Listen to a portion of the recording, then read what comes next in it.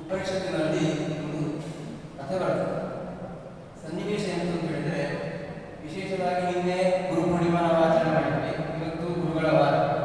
ಈ ಗುರು ಮತ್ತು ಶಿಷ್ಯರ ಸಂಬಂಧ ಹೇಗಿದೆ ಅಂತ ಹೇಳಿದ್ರೆ ಉಪನಿಷತ್ತು ಒಂದು ವಿಷಯ ಕಥೆ ಬರ್ತದೆ. ಭೌಮ್ಯ ಅಂತ ಒಬ್ಬರು ಗುರುಗಳು, ಅವರು ಅವರದೊಂದು ಗುರುಕುಲ ಅದರಲ್ಲಿ ಹಳೆಯ ವಿದ್ಯಾರ್ಥಿಗಳು ತಯಾರು ಮಾಡ್ತಾರೆ.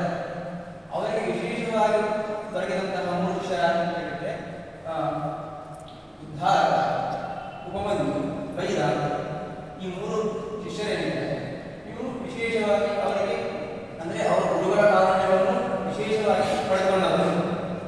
ಹಿಂದೆ ಗುರು ಮತ್ತು ಶಿಷ್ಯರ ಅಂದರೆ ಗುರುಗಳು ಪಾಠ ಹೇಳಬೇಕು ಅಂತ ಹೇಳಿದ್ರೆ ಹೇಗೆ ಅಂತ ಹೇಳಿದ್ರೆ ಗುರು ಶುಶ್ರೂಷೆಯ ವಿದ್ಯಾ ಅಂದರೆ ಈಗಲೂ ಕೂಡ ಕೆಲವು ಕಡೆ ಇದೆ. ಹೇಗೆ ಅಂತ ಹೇಳಿದ್ರೆ ಗುರುಗಳ ಸೇವೆ ಅಂದರೆ ಗುರುಗಳ ಮನೆಯಲ್ಲಿ ಎಲ್ಲ ಕೆಲಸವನ್ನು ಮಾಡುವಂಥದ್ದಾಗಿರ್ಬೋದು, ಅಥವಾ ಗುರುಗಳ ನಿತ್ಯ ಏನಿದೆ ಅಗ್ನಿಹೋತ್ರ ಅದಕ್ಕೆ ಸಂವಿಧಾನಗಳು ಕೊಡುವಂಥದ್ದಾಗಿರ್ಬೋದು, ಅಥವಾ ಅಡಿಗೆ ಅಥವಾ ಯಾವುದಾದ ಮನೆ ಕೆಲಸಗಳಿಗೆ ಸಹಾಯ ಮಾಡುವಂಥದ್ದು. ಇದು ಮುಂಚಿನ ಪದ್ಧತಿಯಲ್ಲಿ ಇರ್ತದೆ, ಈಗಲೂ ಕೆಲವು ಕಡೆ ಇದೆ.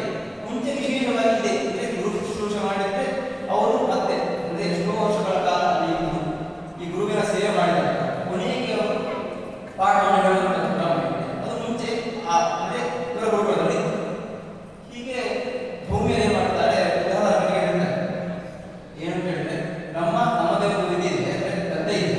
ಆ ಗದ್ದೆಯಲ್ಲಿ ಬದು ಏನಿದೆ ಆ ಬದು ಒಡೆದು ಹೋಗಿದೆ, ಆದ್ರಿಂದ ನೀರು ನಿಲ್ತಾ ಇಲ್ಲ, ಆ ನೀರು ಹೋಗ್ತದೆ, ಆ ನೀರು ತಡೆಯಬೇಕು ಮಾಡಿದ್ರೆ ಹೋಗು ನೀನು ಆ ನೀರನ್ನು ತಡೆಯುವ ಕೆಲಸ ಮಾಡುವುದು ಹೇಳ್ತಾರೆ. ಸರಿ, ಗುರುಗಳ ಆಜ್ಞೆ ಆಗಿದೆ. ಯಾಕಂತ ಹೇಳಿದ್ರೆ ಗುರುಪ್ರಸಾದ ಬಲವಾದ ಶಾಸನ, ಗುರುವಿನ ಪ್ರಸಾದ ನಮಗೆ ಎಲ್ಲ ವಿಧಿಯನ್ನು ಹೊಡೆಯುತ್ತದೆ. ಆದ್ರಿಂದ ಗುರುಗಳ ಆಜ್ಞೆ ಆಗಿದೆ, ಇನ್ನು ಹೋಗ್ಬೇಕು. ಹೊರಟ ಅಲ್ಲಿ ಹೋಗಿ ಅದಕ್ಕೆ ಏನ್ ಬೇಕು ಅಂದ್ರೆ ಮಣ್ಣನ್ನು ಒಂದೊಂದು ಹಾಕಿದ, ಆದ್ರೆ ಆ ನೀರಿನ ತುಂಬಾ ಇರೋದ್ರಿಂದ ಮಣ್ಣು ನಿಂತಿದೆ. ಇನ್ನು ಕಲ್ಲುಗಳನ್ನು ಇಟ್ಟ, ಎಷ್ಟು ಪ್ರಯತ್ನ ಮಾಡಿದ್ರು ಕೂಡ ಆ ನೀರು ನಿಲ್ಲುವಂಥದ್ದು ಕಾಣುವುದಿಲ್ಲ.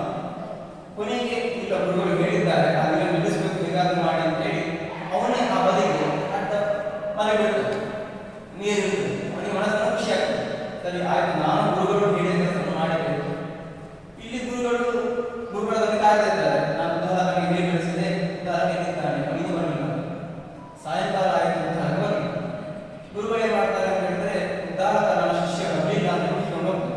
ನೋಡಿ ಗುರುಗಳಿಗೆ ಎಷ್ಟು ಪ್ರೀತಿ ಶಿಷ್ಯನಿಗೆ ಅಂದರೆ ಬರೀ ಶಿಷ್ಯನು ಬರೀ ಪಾಠಕ್ಕೆ ಮಾತ್ರ ಹೋಗುವಂಥದ್ದಲ್ಲ, ಆ ಗುರು ಶಿಷ್ಯನ ಸಂಬಂಧ ಬಹಳ ಹಿಂದೆ ಅಂದರೆ ಬಹಳ ಸೊಗಸಾಗಿತ್ತು. ಹೇಗೆ ಅಂದರೆ ಯಾಕಂತ ಹೇಳಿದ್ರೆ ಆ ವಿದ್ಯಾರ್ಥಿ ಏನಿದ್ದಾನೆ ಮನೆಯನ್ನು ಬಿಟ್ಟು ತಂದೆ ತಾಯಿಯನ್ನು ಬಿಟ್ಟು ಅವನು ಗುರುಗಳನ್ನು ಹೋಗಿದ್ದಾನೆ. ಆದ್ದರಿಂದ ಅವನ ತಂದೆ ತಾಯಿಯ ಪ್ರೀತಿ ಏನಿದೆ ಅದು ಗುರುಗಳನ್ನು ಕೇಳುತ್ತದೆ.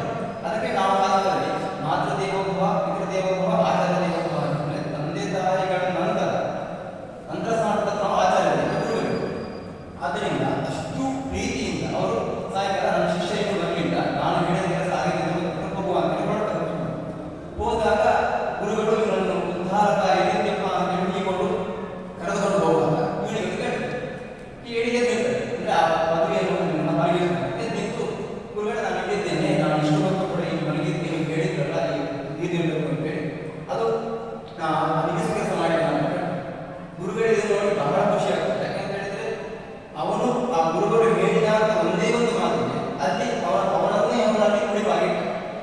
ಆದ್ದರಿಂದ ಏನು ಹೇಳಿದ್ರೆ ಈ ರೀತಿಯಾಗಿ ಮಾಡಿದ ಗುರುಗಳಿಗೆ ಖುಷಿ ಆಗಿದೆ. ಅವರು ಎಲ್ಲ ವಿದ್ಯೆಯನ್ನು ಕೂಡ ಅಂದರೆ ಅವರು ಏನು ಅವನಿಗೆ ಯಾವುದಕ್ಕೋಸ್ಕರ ಬಂದಿತ್ತು ಆ ವಿದ್ಯೆಯನ್ನು ಬಂದು ಅವನಿಗೆ ವಿಶೇಷವಾಗಿ ವೇದಶಾಸ್ತ್ರ ಮಾಡ್ತಾರೆ.